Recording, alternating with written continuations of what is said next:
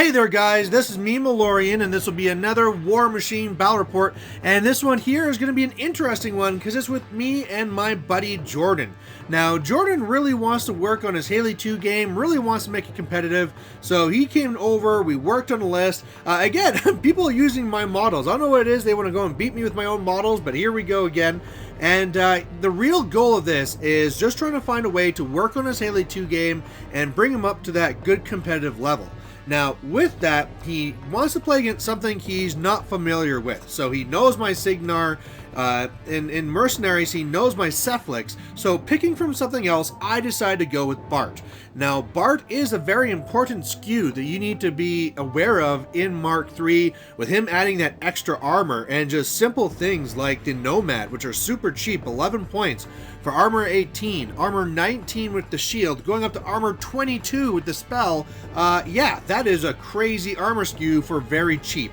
So I decided to run this. It's going to be one that Haley2 is also going to have a really good game against.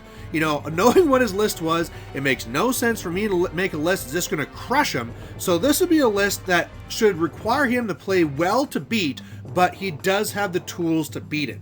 Now, originally the scenario we rolled for this was Line Breaker, but you don't normally see Line Breakers in tournaments, and so we decided to go with this one here. If you remember my last battle report, it's the same scenario, the same setup for terrain. We just decided to leave it the way it was. So there's the reasoning for that.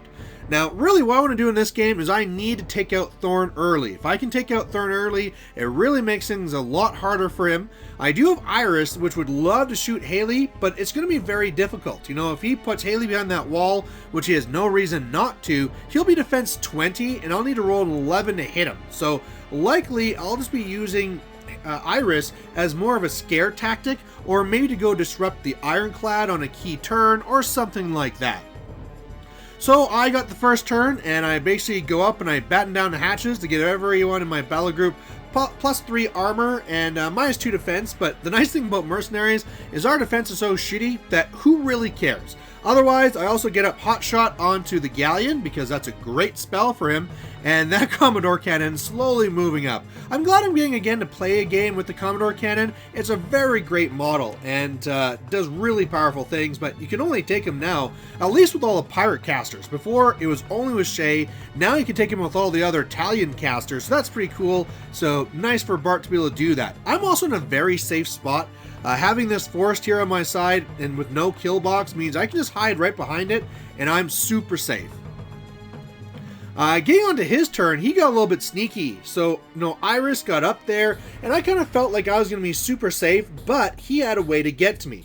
So, trampling up with his storm wall, he's able to put a pod up by Iris, which still wasn't going to be in range of the Firefly, but he then does the temporal acceleration to the Firefly to give it plus 2 inches of movement, and then it was able to come over here and have the range. Oh, actually, no, sorry, he TK'd it. He TK'd it to come over here, shoot the pod, and then have it bounce over onto Iris, and then luckily for me, he rolled complete garbage, and I only took 2 points of damage.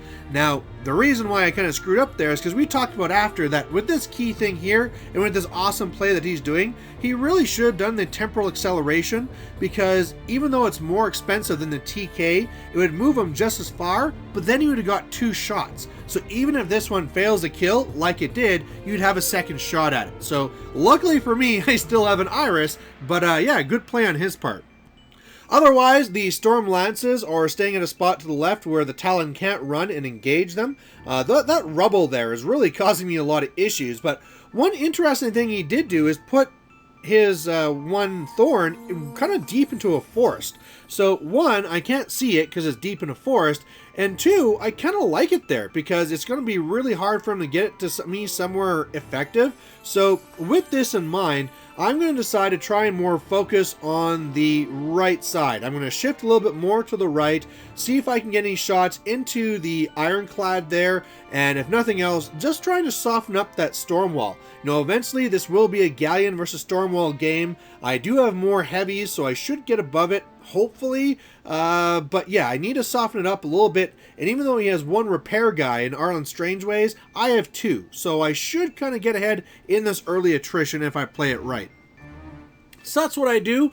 I go for a shot where I aim with the mule onto his one ironclad there, and unfortunately I do not get a crit to slam him away, but I do some nice damage. I rolled like 11 damage or something, so that was really nice to do. Then I also shot it with Iris, because again, I'm not going to get anything onto Haley, so I just might as well try and play that game, and so I disrupt him. So if he does decide to make this like a feat turn or something, you know, he won't be in a very good spot to TK himself forward and really do a lot of damage. And otherwise, yeah, I did a little bit of damage to his storm wall, but not very much. I'm kind of, you know, disappointed, and I didn't really get some better rolls. Otherwise, the Commodore Cannon still moving up, and me just trying to weight down this a little bit and see what happens. So on his turn, he is going to be starting to move up here. He's not popping his feet yet. He's still holding this back, likely because someone like Thorn and Lanissa were not in position yet. So you can see both of them did move up. The Storm Lance is moving up to get into a better location on the left, and on the right, he finally is able to bounce over and kill Iris. So that is an important loss for me.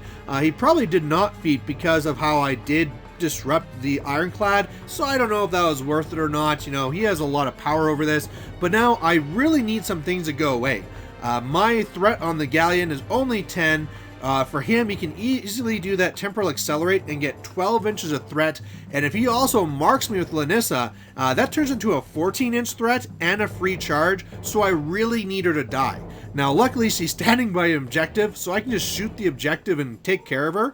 But my main goals on this turn is going to be to tie up 2 of the Storm Lances on the left, kill the other one, slam back Thorn, kill Lanissa, hopefully take out the Ironclad, and that'll be a very good spot for me to be in. So on my turn, that's what I do then. The Talon runs over and contests those 2 guys. I mean, really, I'm armor 21 with him now, and so he's not going to kill me. I'll probably slowly kill him. If he decides to take free strikes, he'll die, so that's all good. The one Commodore Cannon is going to hit Thorn and send him slamming away and knock him down and do some good damage, so that's nice. Otherwise, I go for a big shot with the one mule again. Again, don't get the crit. I was really hoping to get the crit this turn because I could have slammed something into Junior, but what can you do? I still do some damage, again, not taking anything out, and then the galleon basically shifts over. With the left guns, I'm able to kill off the one other Storm Lance on the left, and on the right ones, I'm able to not only destroy the objective, but also kill off his one guy as well there, Lanissa. So that's pretty good. You know, I've lost Iris so far, but I'm now up 1-0 in the scenario game, kind of forcing his play now to kind of come at me. And yeah, you know, I'm in a not too bad of a spot. So this is going to be the Haley2 feat turn, and the Haley2 feat is basically going to catch everything that was kind of up there. One kind of neat thing he does there is kind of moves my guys out of the way, so even though I did have the one nomad in the zone and the objective, Thorn just shakes the knockdown, goes up, and then he's going to dominate me and make me leave the zone. Actually, I think he just TK'd me. Might have been just a TK. Either way, he gets me out of the zone. Stormwall goes up, shoots down the objective, so that means that from him destroying and controlling the zone, that's going to make it 2-1 for him. He'll try doing a little bit of shots on the right, nothing too serious, try and do some other stabs, but that's really it. So this is what I kind of knew was going to happen. He was going to come up and feat. At least I played it smart enough that Stormwall didn't go in there and destroy anything yet, so that's really good. So my plan now going into this is I'm going to have both my nomads walk up just to block the way of the Stormwall. I really need that Ironclad to go away now, and otherwise probably just slam back Thorn and keep on going at it. Although I might just shoot Thorn as well. So that's what I do. I move the 2 nomads in the way. The Talon is able to kill off one of the Storm Lances, so that's nice. I slam back Thorn, and that's awesome news for me. Otherwise on the right, I am able to really hit that, what is it called, the Ironclad really hard and take him out. Again, no crit, so I didn't get the knock and slam anything back, but it is one heavy down. Otherwise, I did do some more shooting into Thorn. taking out some of its stuff, but nothing really too serious. Again, I need its arc node to go away. That's all I really care about. You know, if I could take out just one thing and take out its arc node, that would be great. But otherwise, that's all I could really do on my feet turn. I went up and I popped my own feet so that if anything was to move up on me, I'd be knocking it down. But again, my feet doesn't really do very much to the storm wall, so he doesn't really care. Alright, so going on to his side now, he's going to be able to do some pretty good work onto me. And this is where, I said that Haley2 has the goods to get this done. So pretty much what happens is that he is going to dominate the one nomad on the left to come back and kill one of my own crewmen to the Commodore. So that was kind of cool. Otherwise, he TKs the other one out of the way and backwards, and then the storm wall is able to charge into my galleon and take out the complete left side. Now that's okay, because, you know, I'm all right with that. The right side is the more stronger one, and I can fix it, blah, blah, blah, blah, blah. But he is now also in the zone and in a spot where he dominates and makes it a 4-0 game.